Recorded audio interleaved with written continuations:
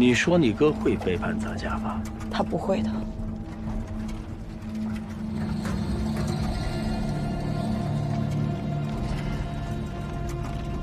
你看看，这是他的字吗？平津侯窥之脑，卑职假意投诚一探消息，若卑职身死，则其不可信。是。陆晋去查藏海，查到了庄如影的头上，他假装投靠庄如影，却被灭了口。而这件事是关乎于那东西的。庄如影，你背着咱家到底查到了什么？以至于宁愿杀了陆晋灭口，也不愿意将这个秘密知会咱家。陆爷，好好安葬陆晋。是。还有，把你大哥叫来。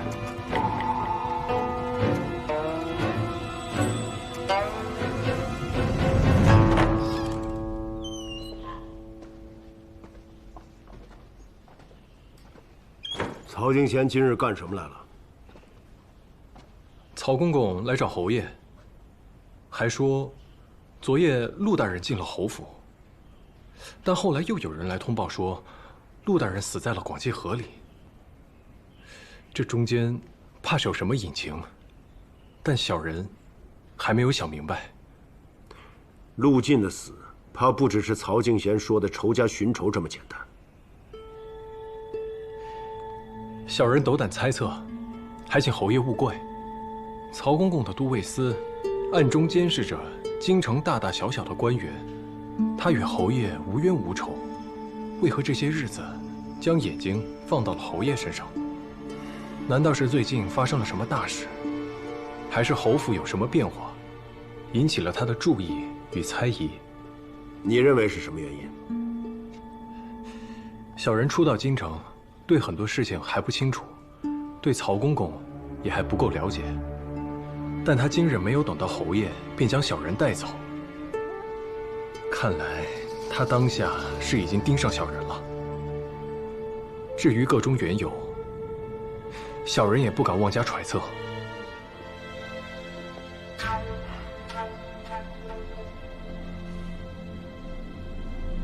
本侯与他是有些过往，这些年我俩相安无事，但现在他毫无缘由的发难，我看他是嫉妒我得了你这么个有才干的幕僚。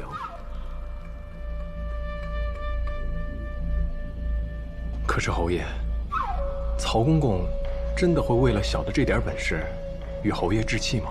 行了，这件事情我好好想想，你先下去吧。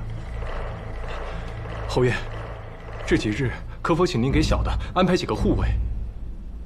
小的今日顶撞了曹公公，若是无人护卫，只怕会有危险。曹公公真要杀你，本侯给你再多护卫也是没用。但本侯自有办法保你周全。这么说吧，本侯给你一个朝中官位，只要能在皇上面前露个脸，他就没那么容易动你。小的只想待在侯爷身边，侍奉侯爷，从未想过要离开侯府。不必担心，就算你入朝为官，也是本侯的人。谢侯爷厚爱，任凭侯爷吩咐。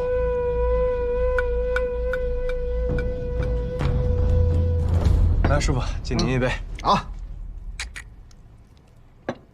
平津侯要给你升官，说几品没？俸禄是多少？8字没一撇呢。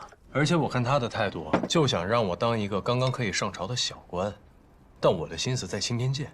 你想打楚怀明的主意？楚怀明这个人秉性败坏，视人命如草芥。如今的青天剑在他的手里变得乌烟瘴气，我不能让他再糟蹋父亲的心血。还有一个原因，我进到侯府以后，平津侯让我干的诸多事情，都好像在找一样隐秘的东西。看来他对那样东西还没死心。他选择你，更多是因为你会堪舆之术，他认为你能帮他找到。所以我要去青天剑。楚怀明找了这么多年都没能找到，至少我要让平津侯觉得我可以。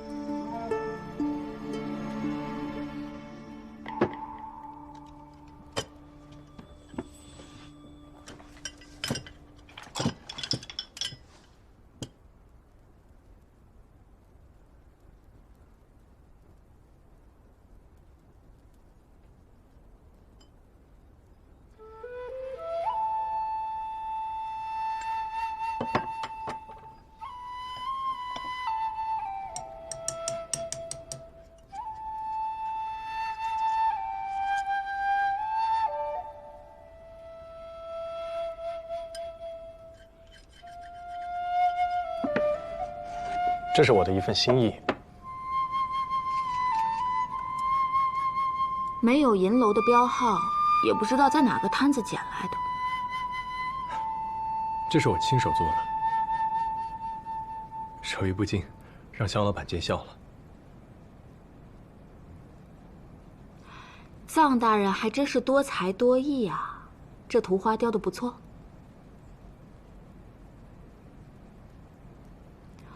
陆晋的死，曹敬贤看出端倪了吗？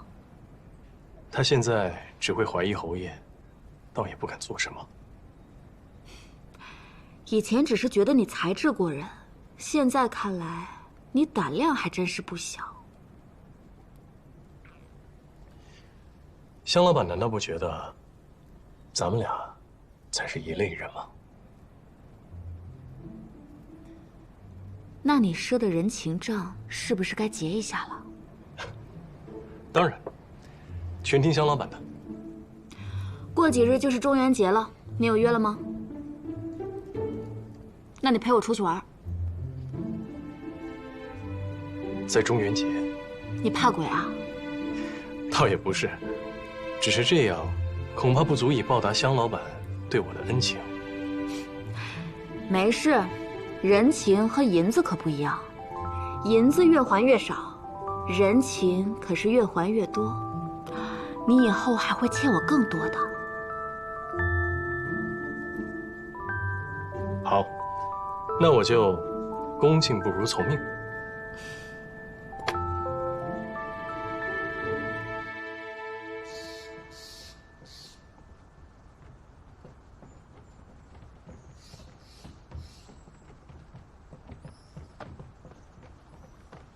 侯爷，您看，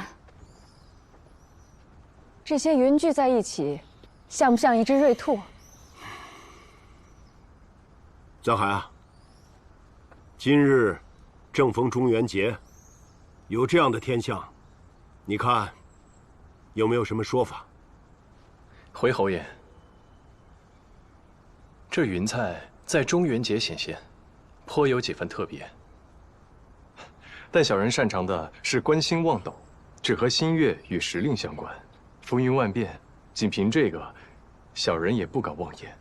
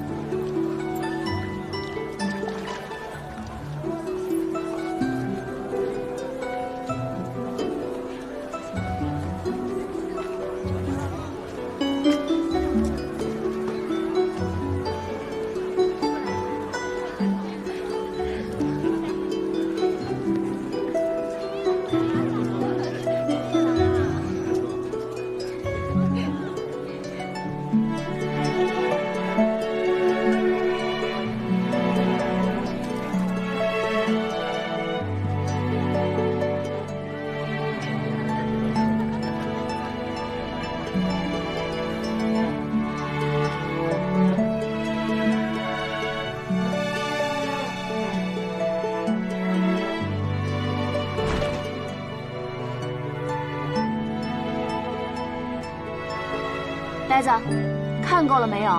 还不快上来！坐。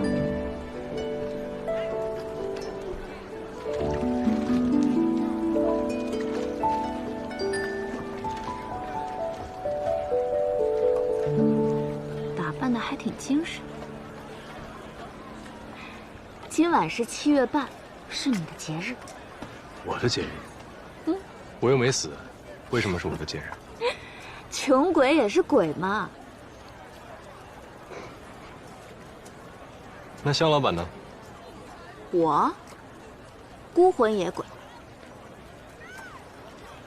香老板坐拥枕楼，每天有这么多人陪着你，还会觉得孤单啊？你知道我为什么叫它枕楼吗？高枕无忧。聪明。结果其他人都无忧了，烦恼都留给了我。但你的枕楼让很多人在京城有了容身之处。枕楼还是太小了，要是能有个1000座、10000座，说不定能容得下所有无家可归之人。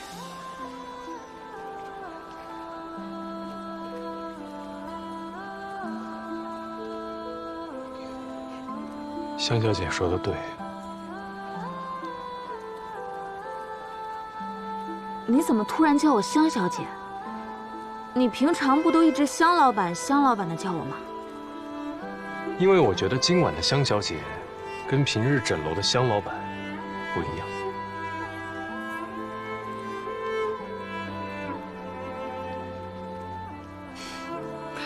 随你便，臧公子。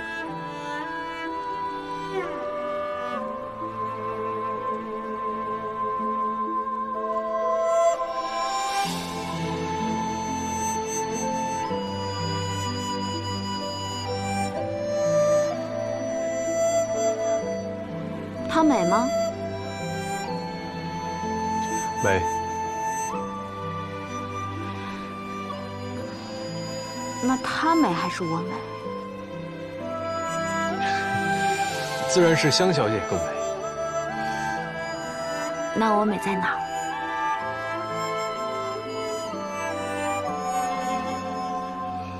香小姐眉若细柳，眼似星河，这个不是寻常女子可以比拟的。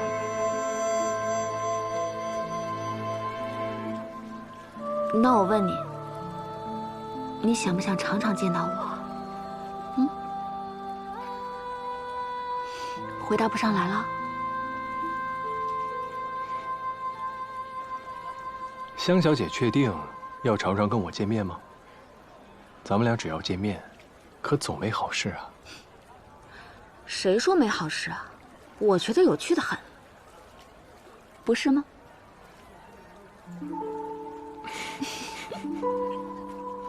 没想到这儿有这么多河灯啊！今晚我让枕楼放出了10000盏，你心里是不是在想，香小姐竟有10000个亲人故去了？我怎么会这样想？但你为何要放这么多河灯？是有什么哀思要寄托吗？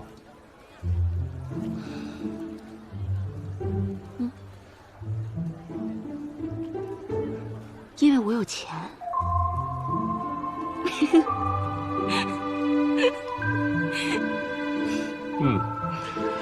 看得出来很有钱了。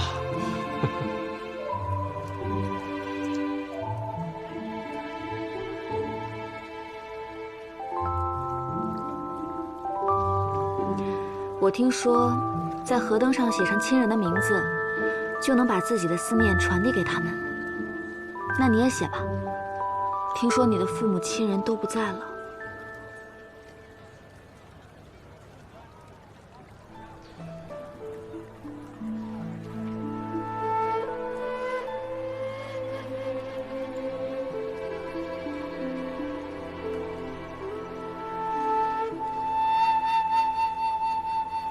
我现在还不配祭奠他们。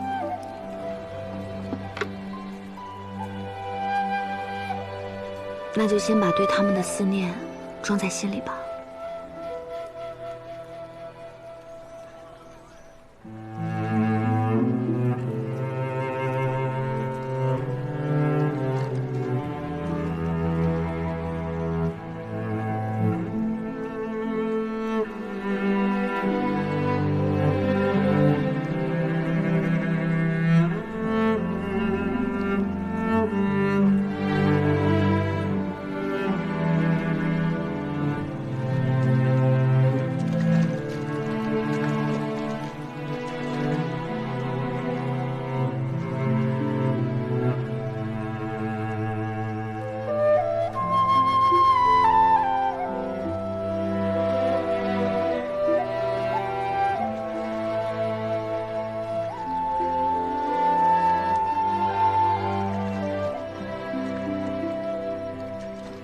你听，听到什么声音了吗？什么都没有，此处甚是安静。安静就对了，我就喜欢安静又广阔的地方。你躺下，那么拘谨干嘛？这椅子舒服吗？舒服极了。呆子，藏海，你那么会看鱼，这天上的星星你都认得吗？你看，天上的星星有28星宿，那边东方七宿形似青龙，其余西南北三方对应着白虎、朱雀、玄武。哎，你看那几颗星星，哪几个？那几颗，像不像是一个撅着的小嘴？小嘴？不像啊。有一点点。不过你说的这4颗星呢，叫基宿，旁边是尾宿，它们组成了青龙七宿的龙尾。我觉得不像龙尾。哎，你再看那几颗哪几颗？啊？像不像是一串脖子上的珠宝？你笑什么啊？不像啊？像。香小姐还真的说对了，你说的那几颗星叫碧宿，别国还真的把它当做珠宝美人的象征，是吧？那这么说来，我也会看星象，我看的比你有趣多了。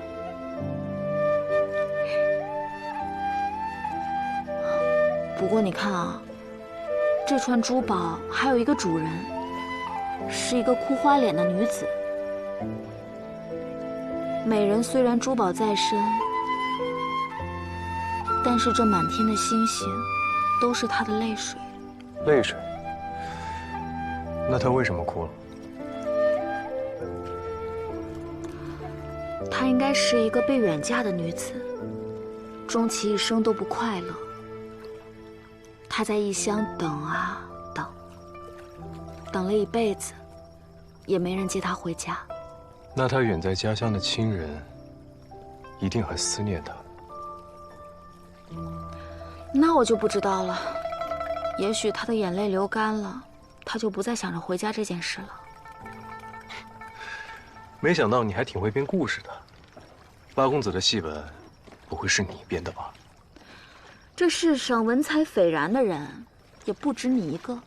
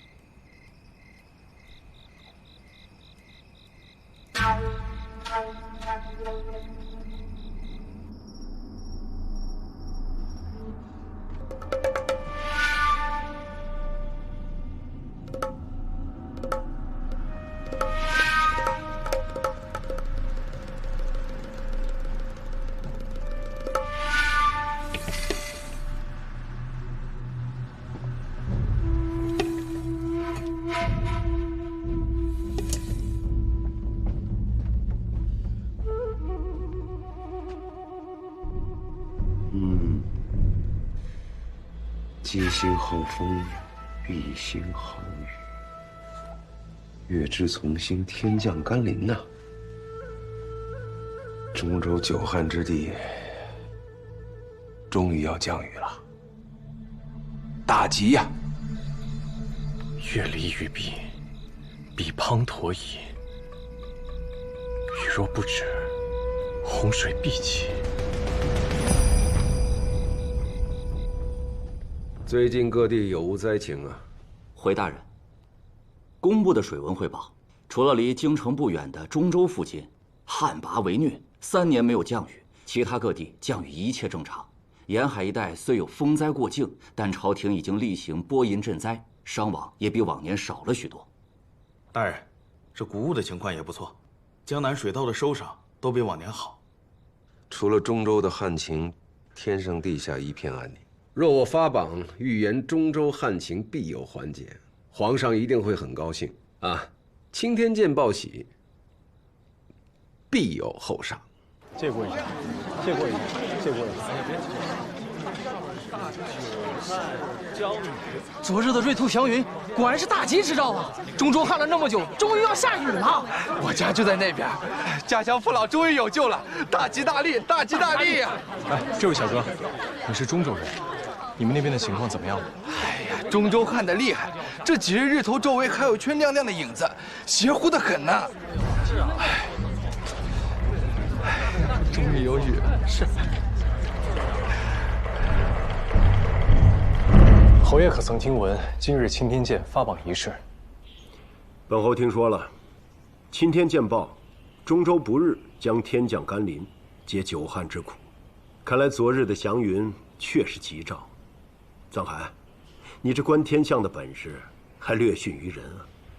小人不敢与楚大人相提并论，但小人心中有疑虑，想禀报侯爷。说。恐怕楚大人这一次算错了。中州虽然会下雨，但并非急雨，而是凶雨。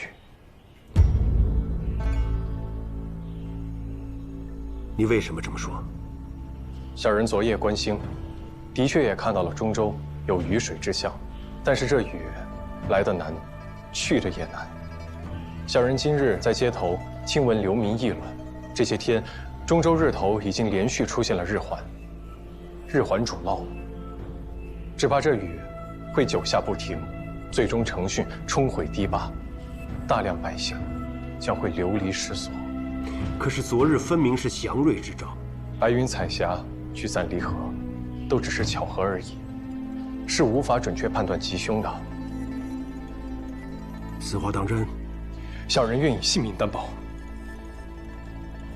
还请侯爷尽快禀报皇上，疏散民众，夯实堤坝，来应对即将到来的大涝。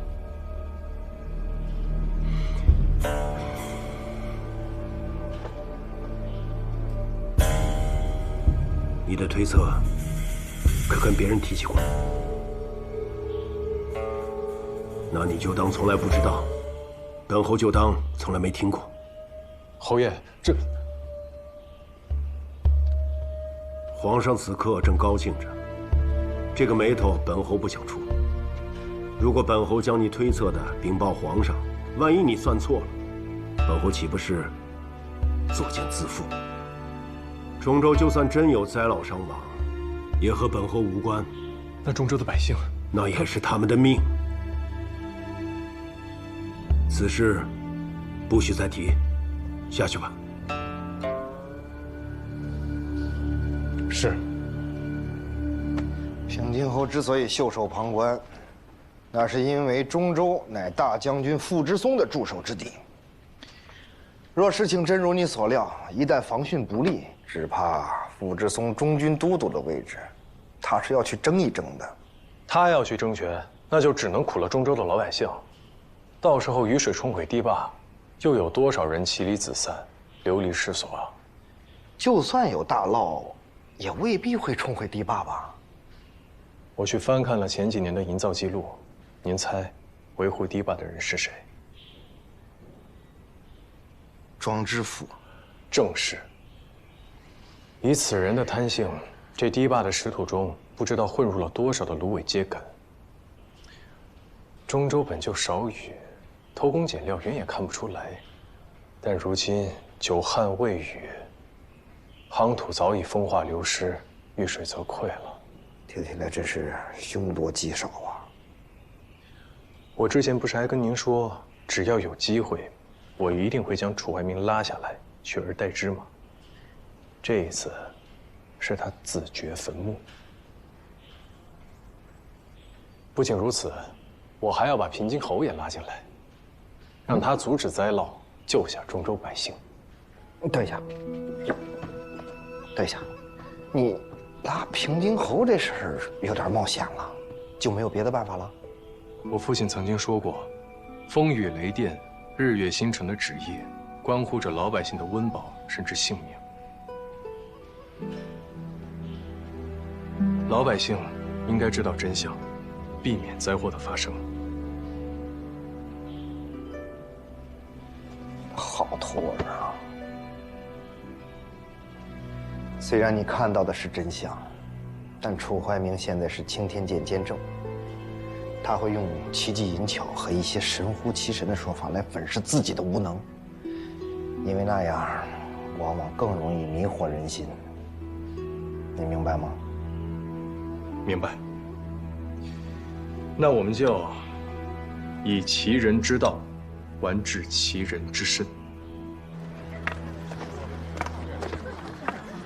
来，让一下，让一下，来，让我看看。哎，这上面写的什么呀？中州久旱将雨，此乃大吉之兆啊！太好了，终于要下雨了，我中州的庄稼有救了呀！那可不一定。谁啊？谁？哪来的野小子？你敢质疑青天剑？我告诉你啊，青天剑监正楚怀民那料事如神，他说这天象是大吉之象，肯定错不了。是啊，是不是？是啊，天象论断，需观其变化，察其原委。楚怀民急于邀功，并未探查分明，便妄下定论。这一回，他犯了一个大错。中州的这场大雨根本就不是救人的吉雨，而是杀人的凶雨。这怎么会是杀人的凶雨呢？是啊，这雨能杀人，太吓人了！你给我站着！不，你别在这胡说八道啊！我告诉你，我可亲眼所见。前些日子天象十分特别，那是老天爷显灵，肯定是吉雨。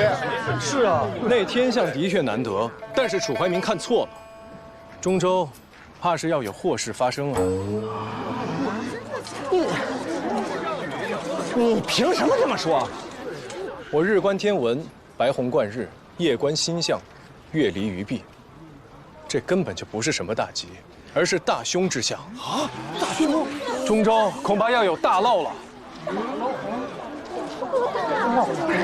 这个，你说这些，我们都听不懂，是什么白虹什么的月的。你是中州来的吧？啊，那你可有看见日头上那一圈黑黑的影子？有，那就是日环如轮，是雨兆。但如今夏秋之交，7月流火，西方白虎7宿露头，这其中的必宿便是雨师。乡亲们，这恐怕要下连日的大雨啊！公子，你说的都是真的吗？这以前可曾发生过呀？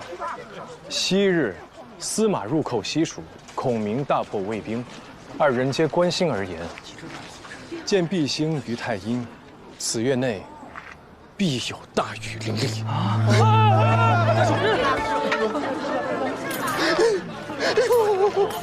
听你这么一说，这有点道理啊。这中州啊，久不逢雨，水土不适，一旦这雨下个不停，那肯定会发大水啊！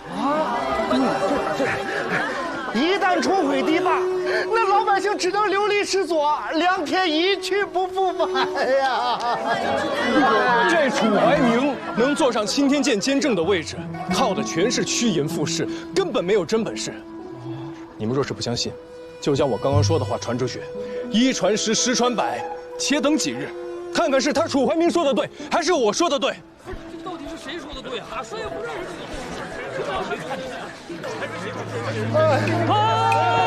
老伯，照你这么说，我中州岂不是没救了？老伯，快请起。老伯，你相信我，把我刚刚说的话传给你中州的家人，让他们早做准备。好，快去。哎，公子，哎，不是高人，你是谁呀？我是平津侯府第一幕僚，藏海。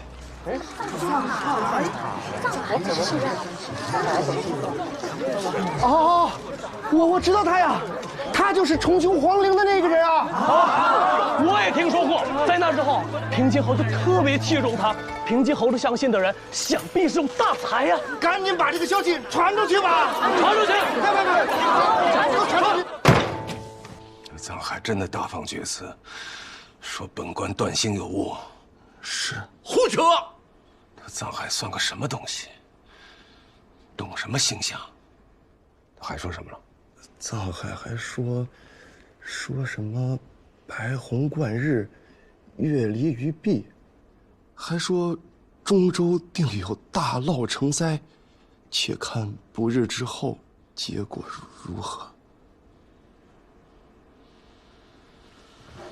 这都是胡诌些什么玩意儿？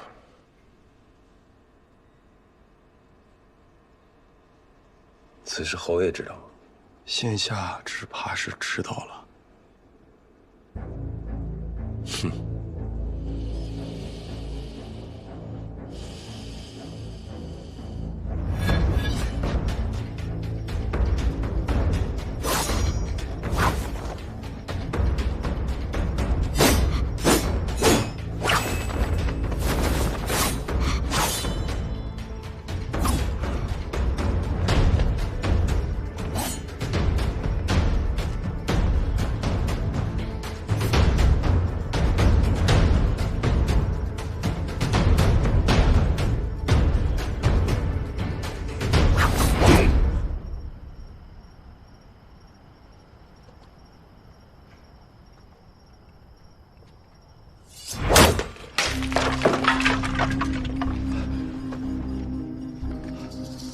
银烛之光，本侯可以让它发亮，也可以让它粉身碎骨。本侯让你闭嘴，你却跑到钦天监大放厥词，说看到大凶天象，现在传得满城风雨。你是非要跟本侯作对？侯爷，小人绝对不敢，小人只是想竭尽全力让此事有个周全。侯爷，藏海呀，也是想为您效劳，但是一时心急，把手伸到了不该伸的地方。他也不是存心和我作对，就是看了几本书，就真的以为自己会看天下了。藏海，侯爷这么信任你，你做事却如此鲁莽，你怎么一点都不为侯爷着想啊？侯爷，小人之所以出此下策，正是为侯爷着想啊。你倒说说看，你是怎么替本侯着想的？小人之前求侯爷将小人的判断禀报给皇上，的确考虑不周。侯爷身居高位，这事儿不该由您去做，只能由小人去给百姓们说。楚大人是侯爷举荐的人才，此事他算错了，恐怕会被有心之人拿去大做文章。而小人是侯爷的人，小人立了功，便是侯爷之功。但你要是错了，就是本侯错了。你不过是本侯的幕僚，我该怎么立功，还轮不到你擅作主张。其实小人还想到一件事。侯爷，他这张嘴我可领教过。请侯爷容我说完。说，但说之前想清楚了，这很可能是你最后一次说话。小人之前不敢告诉侯爷，小人所说的白虹贯日，不仅是大训之兆，还主将心陨落。专诸之次王僚也，会心喜悦；聂政之次韩归也，白虹贯日。这些天象，都主王侯将相殒命。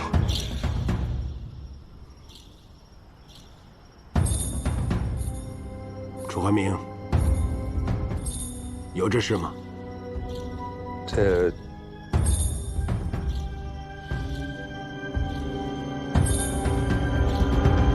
那你算的是哪一颗将星陨落？小人不知。你是不知道，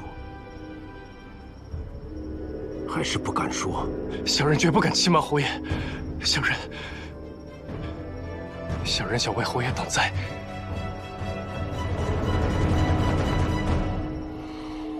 你要替本侯挡灾，那你的意思是，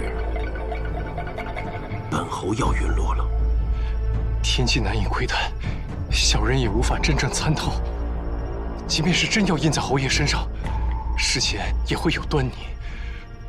还请侯爷留小人一条性命，危及来世也可化解。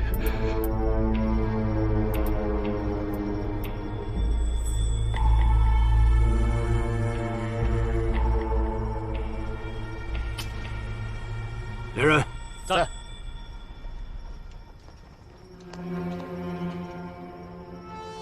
若中州无事发生，本侯也只能拿你去问罪。自求多福，关起来。是。还请侯爷给小人7日时间，若7日内中州降雨应了楚大人所言，还请侯爷耐心等待。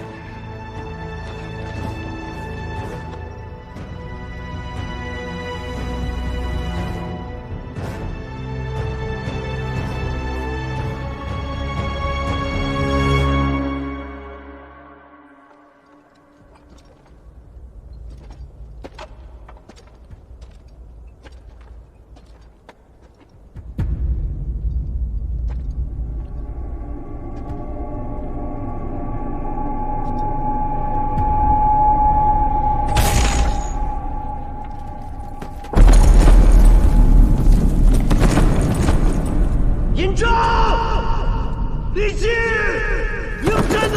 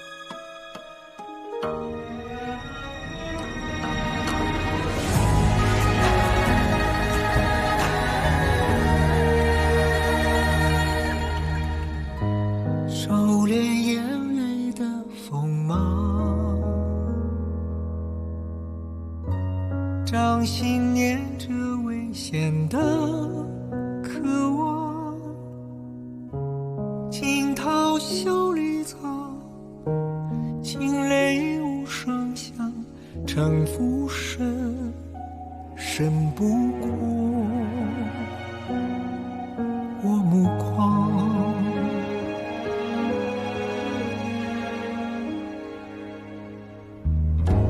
阴谋是我护身的衣裳，阳谋是我纵横的刀枪，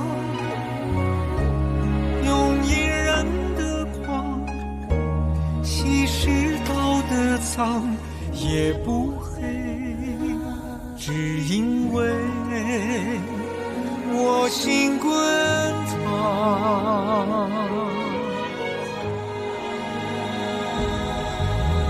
翻云是我，浮云是我，人心的罗盘莫测，总会有人起起落落。盛夏是我，雨多是我，当夕阳如烈日赤裸，与君共高歌。芒种是我，秋收是我，天下是我苍生。